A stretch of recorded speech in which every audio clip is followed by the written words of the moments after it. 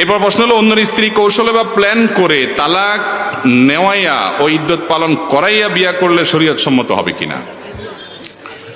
কারোর স্ত্রী, আল্লাহ মাফ করুক, এরকম কৌশল করে যদি কেউ তালাক নেওয়া এবং সে তাকে পরবর্তীতে বিয়ে করার পরিকল্পনা করে, এ সাধারণ জেনাকারী না, বরং একটা সংসার ভঙ্গকারী এবং একজন মানুষ, একজন পুরুষের হক নষ্টকারী, একজন নারীর হক নষ্টকারী, পরকীয়ার মতো ডেঞ্জারাস রোগের রোগী।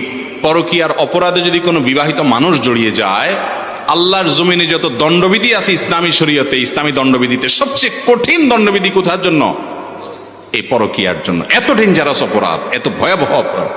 এজন্য পরকীয়ার পথগুলো সব বন্ধ করতে হবে, এই পথ বন্ধ করতে হবে। এবং যদি কেউ এরকম অপরাধ করে, সে সাধারণ কোনো কবিরা গুনাহ করে নাই, বরং মহাপাপের মহাপাপ সে করেছে।